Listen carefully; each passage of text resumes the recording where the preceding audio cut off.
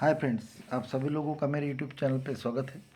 तो दोस्तों, आज मैं जो एक क्रॉप है जो कि बहुत वैल्यूएबल है, बहुमूल्य है, यह क्रॉप, इसकी जानकारी देने जा रहा हूँ। यह क्रॉप है अदरक, जिसे मराठी में आले कहते हैं और अंग्रेजी में इट इज़ कॉल्ड जिंजर। और तो ginger, that is you can say spicy material, यहाँ यानी मसाले का पदार्थ है एक। तो अब इसे लगाने के लिए मिट्टी किस प्रकार चाहिए, तो मिट्टी काली चाहिए, भुसभुसित चाहिए, रेतीली, और पानी को जल्दी रिसने वाली चाहिए, ताकि पानी ज़्यादा देर तक पकड़ने वाली सॉइल आपको इस्तेमाल नहीं करनी है इसके लिए। वैसे तो यहाँ हर सॉइल में हो जाता है, तो पानी छोड़ने वाली मिट्टी चाहिए, रेतीली बालू वाली। तो इसमें इसका क्रॉप बहुत अच्छा होता है। तो अब यहाँ जब क्रॉप लगाया जाता है, तो आपको सबसे पहले मैं बताना चाहूँगा कि यहाँ जो अदरक का जो क्रॉप है, यहाँ लव शेडिंग क्रॉप कहा जाता है। यहाँ छाँव में भी हो जाता है।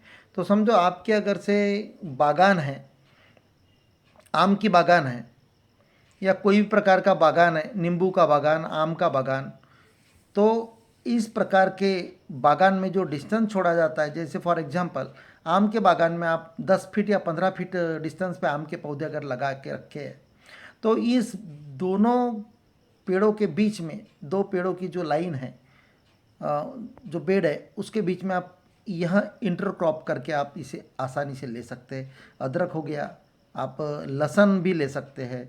और लेकिन लहसुन जो है लव शेडिंग प्लांट नहीं है, तो इसलिए मैं ऐसे छाँव में लगाने, लव शेडिंग यानी छाया में होने वाले प्लांट है जो है हल्दी है और अदरक। यहाँ दो प्लांट ऐसे है कि आप बड़े जो वृक्ष है इनके नीचे भी आप इसकी खेती कर सकते हैं। और यहाँ जब लगाते हैं तो तन रहित रहना ज़रूरी है, तो इसमें कचरा नहीं होना चाहिए।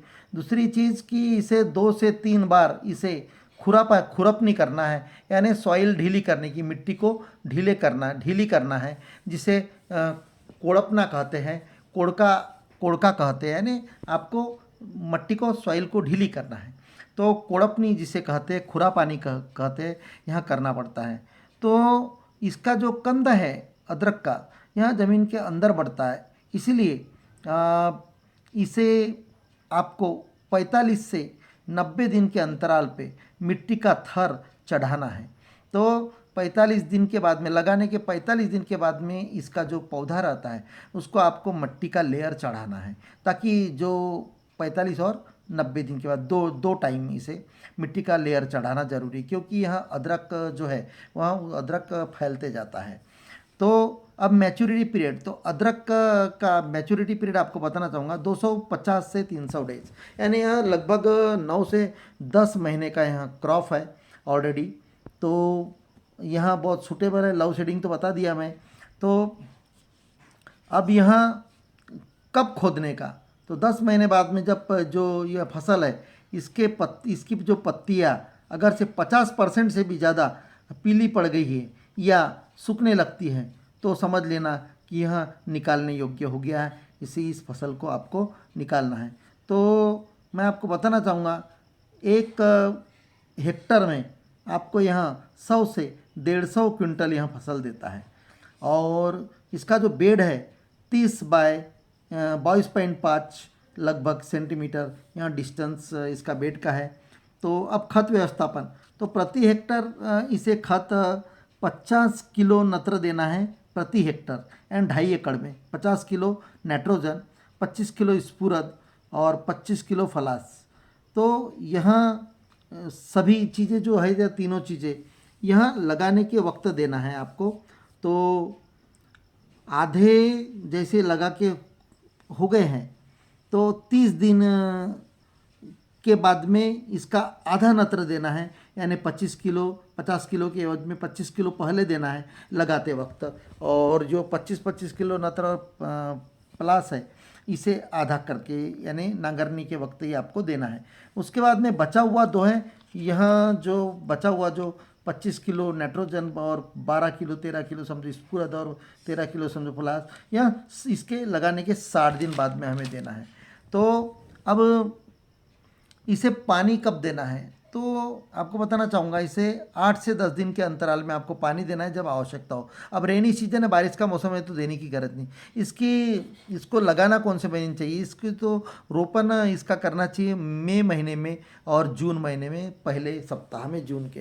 ये 2 महीने उपयुक्त है इसके लिए। अब इसकी प्रजातियाँ जो आपको नाम बताऊंगा, इसकी जो सुधारित वाहन है, जो प्रजाति कहते हैं, वर्दा है, रियो डी जेनेरो है, हिमगिरी है, सुरुचि है, सुप्रिया है, सुरभि है, वैनाड है, माहिम है, और ऐसे कुछ अदरक है जिनसे तेल निकलता है। तो उनकी क्वालिटियों के नाम में बताऊंगी, एरनॉड और चेरनाडो, यह 2 वेराइटी है। तो आज हम जो देख रहे हैं, देखिएगा यहाँ हमने खोद के आपको हम बताना चाहेंगे। देखिएगा वहाँ छोटा सा पीस था, छोटा सा टुकड़ा, बाकी सब नए पीस है।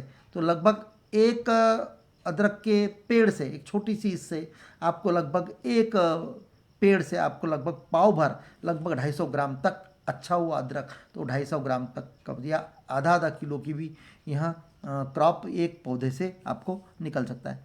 अब सबसे पहली चीज़ मैं आपको बताना चाहूँगा कि भाई इसका उपयोग क्या है। तो इसे खाने से आपका जो ब्लड सर्कुलेटरी सिस्टम है वहाँ बहुत अच्छा रहता है। और सर्दी जैसे आपको अगर हो गई है, सर दर्द हो गया, और इसके लिए आप इसे शहद के साथ में आप इसे 50% इसका जूस है जो अर्क है वो निकाल के शहद के साथ में आप 2-2 चम्मच अगर से आप लेते हैं तो इससे आपको आराम होता है।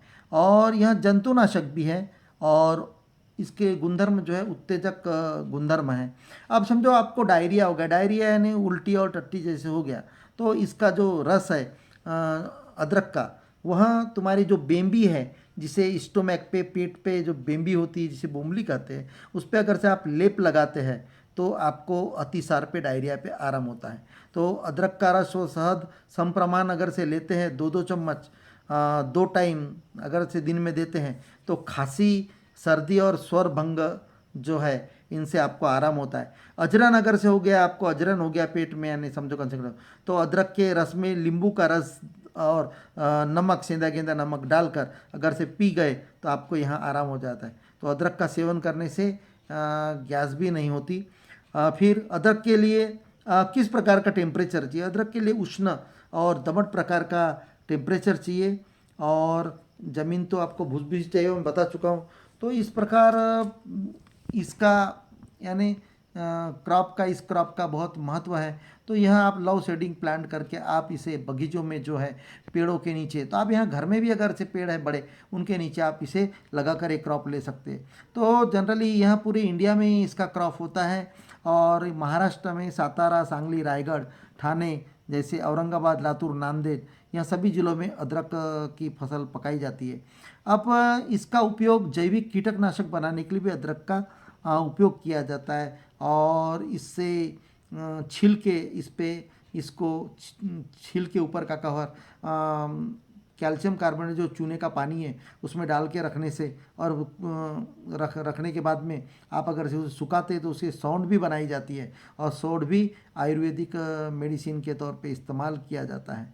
तो अक्खा इंडिया में 40% इसका प्रोडक्शन केरल और मेघालय में पाया जाता है इसका, यानी क्योंकि ऑलरेडी बहुत सारे मसालों के पदार्थ जो पाए जाते हैं वहाँ केरला और मेघालय में पाए जाते हैं। तो दोस्तों यहाँ आम के खेती में भी आप इसका प्रोडक्शन कर सकते हैं लव शेडिंग प्लांट करके। Thank you.